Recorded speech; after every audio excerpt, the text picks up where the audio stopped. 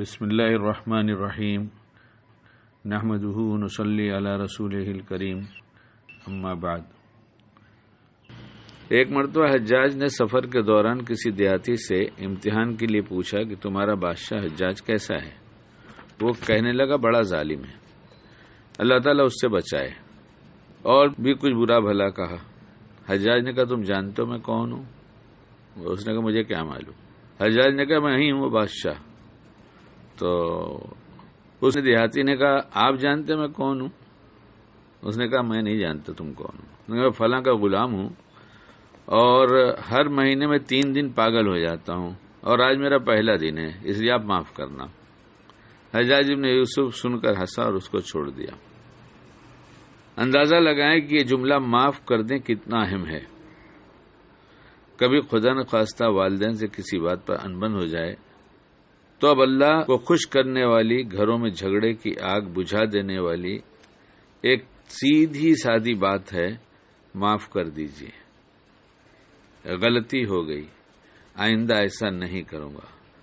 اس طرح آپ یقین جانیے بہت سے جھگڑے ناچاقیاں چٹکیوں میں ختم ہو سکتے ہیں، اور اس کے بعد شیطان کے لیے اس گھر میں جھگڑا پیدا کرنے کا کوئی اور راستہ نہیں ملے گا جلدی، کیونکہ غلطی ہوگی تو جھگڑا ہوگا، اور جھگڑا نہ بڑھے اس لیے کسی نے کہہ دیا معاف کر دیجیے تو جھگڑا ختم ہو جاتا ہے۔ اسی طرح ہم سب اپنے معاشرے میں اس کو لے آئیں، انشاءاللہ بہت جلد گھر کے جھگڑے ختم ہو جائیں گے۔ میں نے تو ایسے لوگوں کو بھی دیکھا کہ وہ ان کے بچے تو معافی مانگتے ہی ہیں کہ ابا غلطی ہو گئی معاف کر دیجیے۔ بسا اوقات ایسا بھی ہوا کہ باپ سے کوئی بھول ہو گئی تو باپ نے فوراً یہ کہا کہ معاف کرنا بیٹا مجھ سے غلطی ہوئی۔ بیٹا کہتا ہے ابا کیا بات کہہ رہے ہیں آپ یہ سب نہ کہا کریں، ہمیں تو احساس بھی نہیں ہوتا کہ آپ سے غلطی ہوتی ہے اور آپ ایسے کہتے ہیں، آپ یہ نہ کہا کریں۔ تو ایسی جگہ پر باپ بیٹے کتنے پیار سے رہ رہے ہوں گے، لیکن ہمیں جو ہے غصہ آ جاتا ہے، پھر ہم کچھ کا کچھ کہتے ہیں۔ وہ دیہاتی کتنا ہوشیار نکلا کہ جس نے آسانی سے معاف کر دیجئے کہہ کر اپنی جان بچا لیا۔ کوئی برائی کرتا ہے تو برائی کو برائی سے نہیں دھلا جاتا، غلطی پر غصہ کر کے اس غلطی کی اصلاح نہیں ہوتی، بلکہ جس کی غلطی ہوئی وہ معافی مانگ لے، اور جس کو اصلاح کرنا ہے وہ نرمی سے سمجھائے، پیار سے سمجھائے۔ کسی انسان کا قول نہیں بلکہ انسانوں کے پیدا کرنے والے اللہ رب العزت جن کے ہاتھوں میں سارے انسانوں کے دل ہیں، ان کا ارشاد ہے نیکی اور بدی برابر نہیں ہوتی، برائی کو بھلائی سے دفع کرو، پھر وہی جس کو اور تمہارے درمیان دشمنی ہے ایسا ہو جائے گا جیسے ولی دوست۔ یہ ایک بہت اہم اخلاقی ہدایت ہے۔